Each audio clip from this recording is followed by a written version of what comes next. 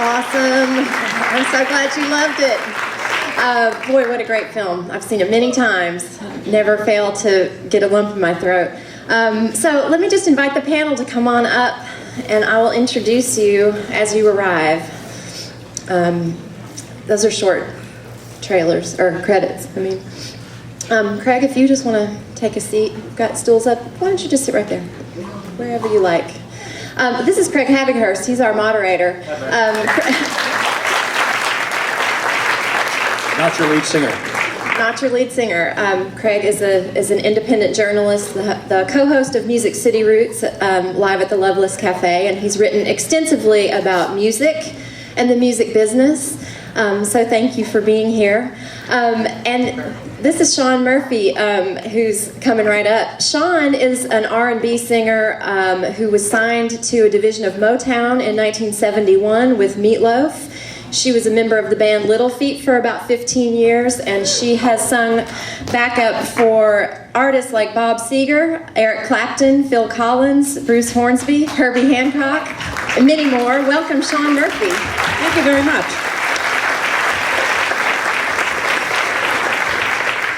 And this is Carmella Ramsey next to Shaun. Carmella is a singer and songwriter and multi-instrumentalist who has backed up many artists, including Patti Loveless, Kid Rock, James Taylor, Carly Simon, Olivia Newton-John, Reba McEntire, many more, I'm sure. Thank you so much, Carmella Ramsey. And finally, we are thrilled to have Crystal Taliefero here with us today. She is also a singer and multi-instrumentalist. She has been a fixture in Billy Joel's band for about 20 years. She has sung with Elton John. She has sung with Faith Hill, Garth Brooks, Brooks and Dunn, Joe Cocker, and she sang on stage with Bruce Springsteen and the E Street Band in the 90s. And we're so happy to have you here, Crystal.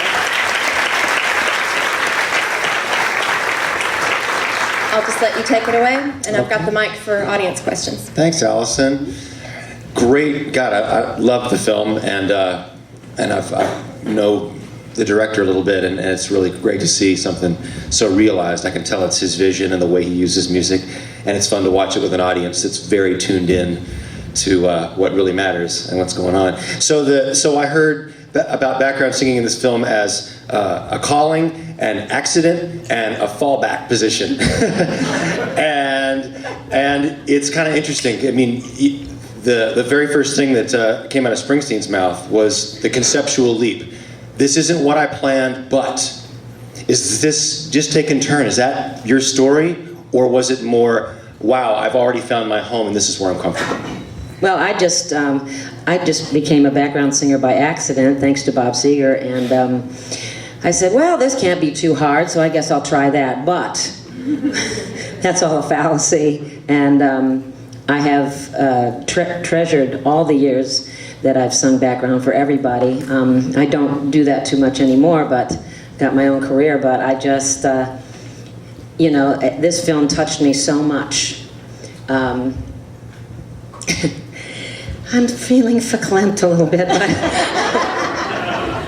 yeah. Crystal and I worked together a long time ago with Bob Seger, and she's marvelous. Just having met Carmella, and we're just glad to be here and continue on. It is a calling.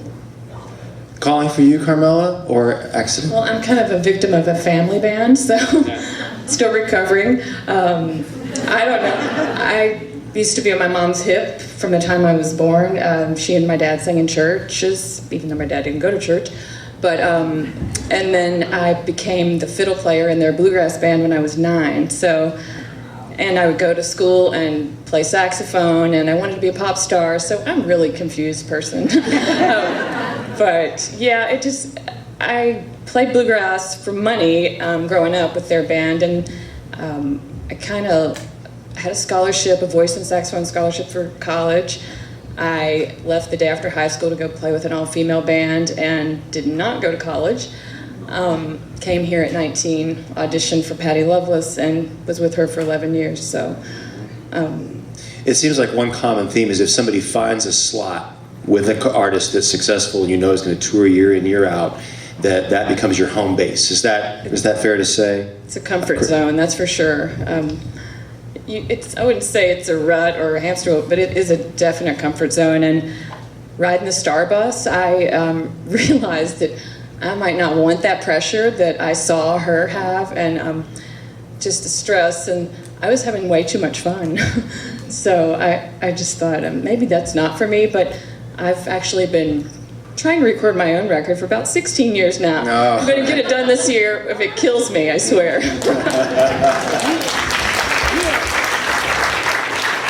Crystal, how about you? The beginnings of your story and finding that conceptual leap for you. I'm going to try to make this short as I can. But I think it's a little bit of both. I really didn't set out to say I'm going to be a background singer or a singer at all. Actually, my brother, he started me out in all this mess. So I give him the credit to him and to Almighty Lord above. But he had a band. We had a band growing up in elementary school, through junior high school, through high school. And he, whenever he needed an instrument to add to a song, a particular song, he would make me do it. It was kind of like, if you don't do it, I'm gonna beat you up. So I was like, okay, I'll do it. But I thank him for that, though, because it turned me into a multi-instrumentalist, which is kind of neat, really kind of helped enhance my career. Let's see, being a backup singer for like Mellencamp, that was my first shot out. And that was by accident, I guess, because I didn't have anything to do with it. But I was, performing at the colleges and doing all the frat houses, We'll play for a keg, And we did. But anyway, this guy named Kenny Aronoff, he was a drummer for Mellencamp. He used to come in and play with our drummer. Our drummer is a guy named Shaun, who's now a drummer for Saturday Night Live. But he used to come in and just destroy our kit, And I was the accountant at that time, so I was like, hey, yo, we can't afford this, So he would come in and replace the whole kit, because he had an endorsement with Tom and all these people and stuff. But anyway, one night, Mellencamp came out to the gig, It was hot there, it's packed, body to body, booty to booties, what I'm saying? And so he said, so we did the 2 songs in, Mellencamp gets up and walks out. So I'm like, dang, it was embarrassing. I was like, dang, we suck, right? So go backstage and what happened to Mellencamp? And I found out later on he got sick and he left, right? So like the next day later, Kenny comes over and says, hey, hey, Jay, man, John wants to meet you, man. I was like, okay, cool, I said, when? He said, right now, man, 45 minutes, man. So I was like, I looked over at my brother and said, hey, man, you ever heard this guy named John Cougar Mellencamp? Johnny Cougar Mellencamp? He goes, oh. Johnny Cougar. He said, he asked me to go out on tour, and he said, well, you better go. So from then on, I just got hooked up with him doing the record on, actually I didn't start out doing a record, I started out on the tour of Scarecrow, So what part of the film did you each personally most relate to? Like, that's our world, that got it, that's where that's the story I wanted told. Wow, probably Lisa Fischer. There you go. I think everybody I know has identified with Mary Clayton, with the Stones and all that. But I wasn't really, I didn't really know much about Lisa Fischer other than her incredible voice. But, her, Darling Love, what a saga, and a continuing saga, and continuing incredible talent.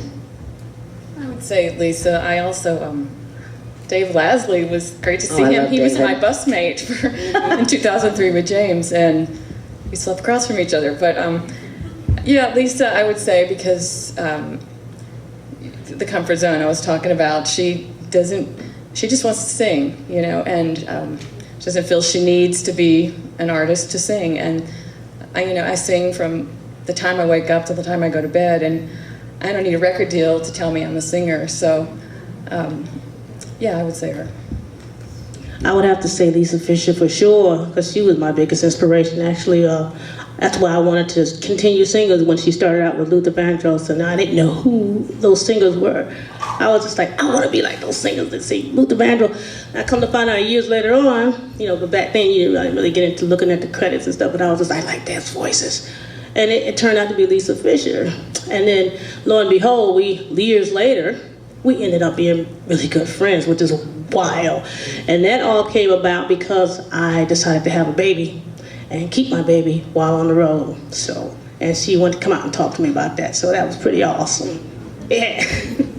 And my last question before we get to the audience is, heard some about the tension between the gigs that are just sing the parts like you've been told, and the gigs where the artist wants you to express and do your thing and find your place in the band and the place in the musical expression. Can you all tell a story about where that happened for you? Well, I think the groups that let you sing your own musical expressions are very few and far between. Most people want, accurate delivery and exactly. So. Yeah, I haven't had a lot of leeway either. They're pretty well, some of the acts. Well, Patty, I sang a lot of those parts, so I kind of did what I want after the fact, after the record was made, and she was nice about it. We're buds, but man, the vocal rehearsals to get what's on the record, I've had lots of those. They want the parts that are there for a reason, because they're great parts. Right. They've been thought through. Exactly. How are we doing out there? I'm not sure, Allison, how we're gonna Just if people swing raise this, their but hand, I'll bring you a mic. raise hands. It always takes a minute. Okay, yes, sir. Hold on just a minute. Could you ask them to give us a sample, each one? I'd rather clapping up there. Questions. I'd rather have any questions for any up and coming who think they might want to get into this crazy career. You can find me on YouTube. Does Google? Yeah, we're all on YouTube. So. I have a question.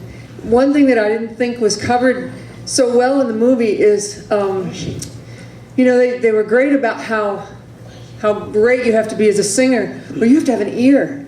You have to hear those inside harmonies. You have to either find them, you have to come up with suggestions. And I wonder if you could talk a little bit about what that's like in the studio and what that's like on the road. What? Well, I think the biggest thing from where I see it, the first thing is to connect with the artist first. I think vocally, to get his inflections and his tones and whatnot like that. And then I think the second one is to make sure that whoever you're singing with, if you're lucky, to try to get singers that can blend together. That would probably, that would greatly improve the success of that session. Also, you got to remember you're there for support. Exactly. And it's a trust relationship. The singer, the artist, can relax if they know you're there to support them. So. Exactly. One thing I did want to bring up, and I think we're all have been in this situation where we've talked to people that have said silly things like, "Oh, I'm a lead singer. I don't do sing backups." Well, certainly each portion of the program is a talent, and after seeing this, nobody should question any of the background singers. They're just phenomenal singers and a phenomenal group. But just a note to follow up on Kathy's question about that stage where you're trying to find that little color tone that just makes it go instead of the standard intervals where you're finding that. Does that happen in a studio before you ever go out on the road and you're hitting the piano and going, finding that perfect thing? I think it has a lot to do with the jive. How we all gelling together. It's really good to kind of connect with the other singers before you sing. You know what I mean? Just kind of get a vibe and the energy, and that will translate in the recording. And also, sometimes you're the only one in there stacking several parts too, so you gotta find yourself. your own groove. Wait, how about this? You gotta stack your own parts and change your groove. Oh, yeah. To be somebody else. And change your timbre too. And everything. Yeah. You're talking about now when you're asked to record multiple parts on one project. Yes, but exactly. That's right. But you need to sound like a choir all by yourself. Yeah, I'm sure we all have our home studios or something like that. Because that's what, I do a lot of vocal uplinking and I can sound like, a choir. But you got to change yourself and so many different, like the way it's, the attack of it. Just so you could try to sound a little bit like somebody else instead of yourself. That make Don't any want it to sense? sound like you. Oh, here we go again. Okay, okay, and the only way I can get an example if I had a recorder here, and I can show you. If you had a recorder here, we can do it 4 or 5 times with 4 or 5 different voices. Yeah, What you want to do? it'd be something like, oh, Okay. oh. Let me get one.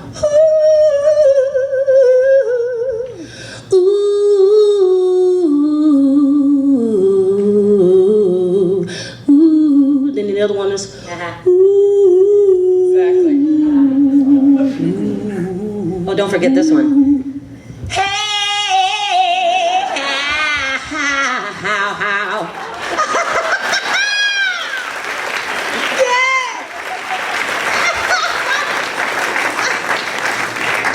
We have a question here. Hi. So I know there's high points and low points in everyone's career, but was there ever just one high point where you knew this is what I should be doing, this is what I have to do? Anything? very good. I've got one.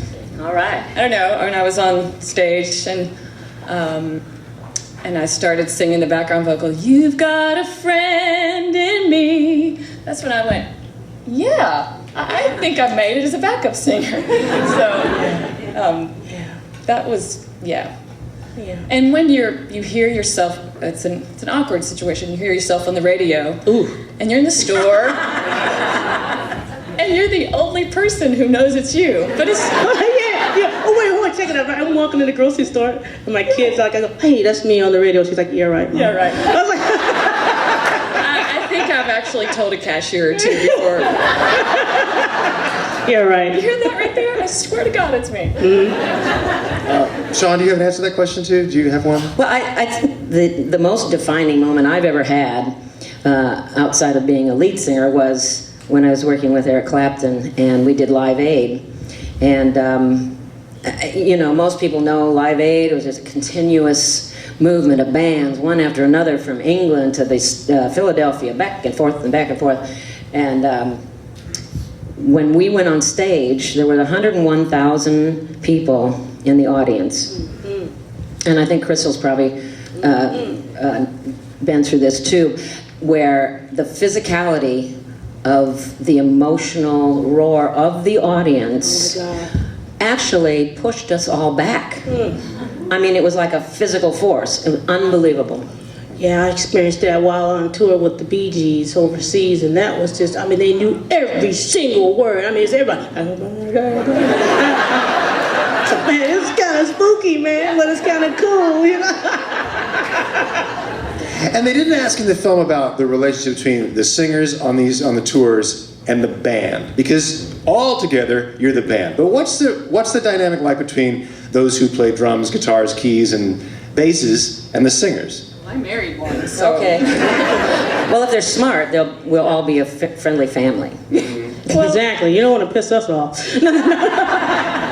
I've always had to play too, so. You know, that stigma, that old stigma of, I hope that's gone today, you know, background singer, because I mean, it's really truly should just drop the back and just leave it as singers. Yeah. You know. Chick singers. Singers. They don't call him the background drummer. Yeah, exactly. You know, I mean, we have an instrument, you know, and it's our voice. So, yeah. If the band could do it like we could do it, they'd be doing it. I was thinking. Now, take that. No. That's right. How's I'm Mr. not Mike seeing Porter? any hands No raised. hands? No hands? No. Okay, let me bring you the mic, please. Oh, we can hear him. I want to make sure. Okay. There was a part in the movie where the one singer was getting called out by Ray Charles. Can each of you share maybe a little call out that you received by one of your, or maybe not? I got one. Okay. All right, I don't care. I'm starting first. I was in New York, and I just landed there, and I was trying to get, do the vocal arrangements for this Billy Joel thing. I was trying to do this Stormfront vocal arrangement and play some perks on that. But in between, I got called for a session with the Whites brothers and sisters.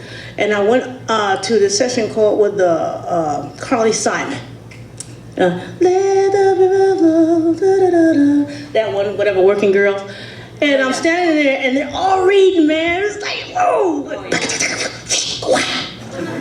I was like, oh yeah, all right. And I was still green, you know, so I was still like second shout out, sophomore. So I get in there, I'm standing there, and they're all singing, da da da da da, and I sang over. I went one beat over, ah! And the guy turned around and said, oh, Crystal thought it's been solo. And that was just, I was through. Ever since then I went back, I started learning how to read, you know what I mean? Charts and all that kind of stuff, because that's, I mean, I was young and green, so they gave me a break, but that was probably my biggest embarrassment, I say. I had one, it was pretty funny. Our first show with Olivia Newton-John in New Zealand, there was a lot of choreography and playing country music. For so long I hadn't done a lot of that. I had a bit with James and not too much with Carly, but then I did Olivia and there was all the Grease stuff. And first show, I hadn't rehearsed at all except for sound check. Had a couple of weeks to learn the show, and John Farr is an amazing songwriter and his stuff is really hard. But anyway, right after the Carmella, you cannot turn on that part. You gotta walk this way, don't block me when we're singing. It's like, sorry. Yep. So I got the dance right every night after that. It's really embarrassing, but. Yes. Actually, I've been, knock on wood, I've been so lucky. However, when I was working with Bruce Hornsby, I thought, you know, God, this is great. We're just having singing background and just going along. And sometimes Bruce would take the set list and tear it up and have the audience send up, you know, requests. And that would be the whole show, just requests. So this one time, and I was really new on the gig, and he got a request for this Bob Dylan song called It Takes a Train. And so he said, he's playing along and he's doing it kind of like a slow blues, and in between some of the piano parts, he looks up at me and he goes, "Can you sing the next verse?" I went, "No, I don't know the song." And he said, "Okay, never mind." So he continues to play. You know where this is going. He continues to play, and the next verse comes up, and he goes, "And now, ladies and gentlemen, Shaun Murphy." Well, needless to say, I didn't know any of the lyrics, so I just decided to just scream a lot, and it sort of went through all right. It seems like it's really important in your line of work to be pretty like musical, kind of an omnivore, like know a lot of eras, a lot of styles, having listened to them deeply, feel comfortable. Is that true to say?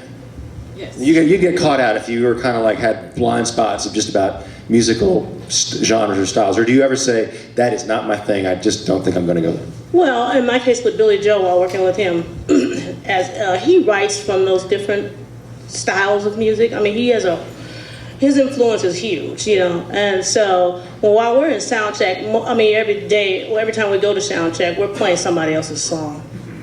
You know what I mean? We're always playing somebody. That's how I build up my repertoire, by listening to the song that we play live. And there was no rehearsal. It's like, I just start playing and saying, hey. And if you don't know that song, I'm just like, you know what I mean? But that's how I got, you know, more versed, I guess, in more rock and roll style music. That's where I got my influence, a lot of my information from.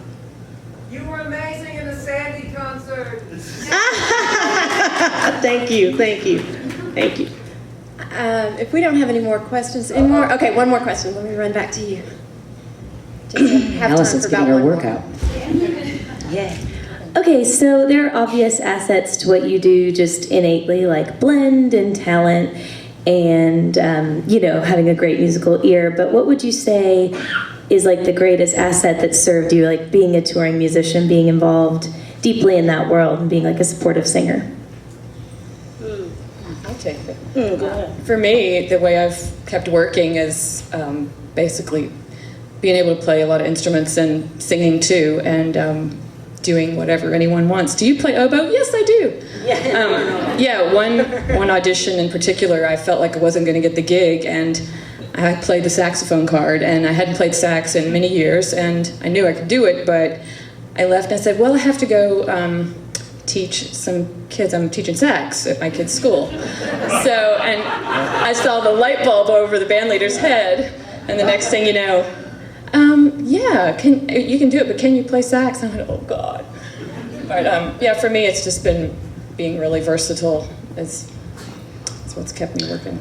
I think what kept me working was the humility, being humble, and also to be spontaneous and to be open, you know, not get stuck in my own what I conceive this should be, not coming out with any preconception of what I think this should sound like, but just kind of basically keep my ears open, keep my vibe clear, you know, and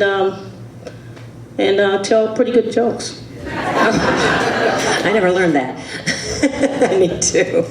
Mine was always learning how to be small. There's a lot of personalities in working with a band, especially a nationwide band.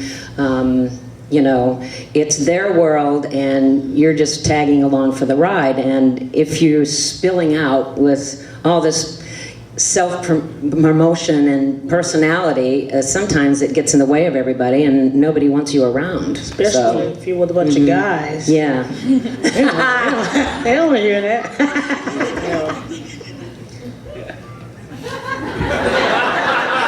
I'm sorry. Excuse me. I'm so sorry. What happened? Okay, so one very quick question, and we've got to wrap. Oh, is something going on up there? I'm sorry. No, if you've got one. Okay, Go yes. ahead. Incredible movie, but I have a very practical question. What's the money like? I'll tell if you tell. Sometimes it's good, and sometimes it's not so good. It depends on, you know, the level of the act, and it also depends on your love of the group and wanting to perform with that said group. So, you know, it's, again, you have to be flexible, you know, and it's what's in your heart. So There are certain people you would work for way less too, if you really want to. In a heartbeat. Just a few. Just a few. Yeah, it's been good. It's been bad.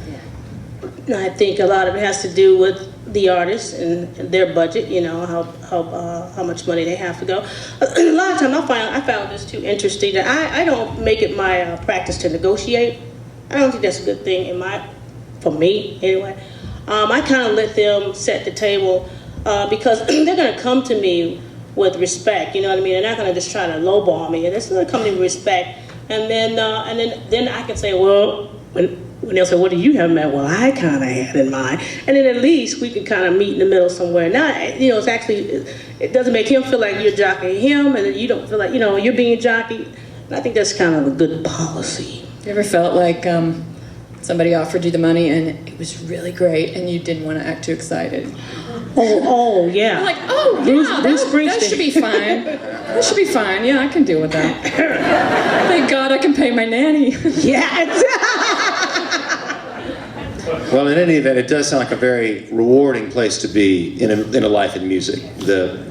I mean, you're missing that the pressure of the top, but you guys have worked for some amazing people and seen big audiences react, and that must be amazingly rewarding. So, I guess we're saying thank you guys, Crystal, Shaun, Carmella. We appreciate y'all. thank you.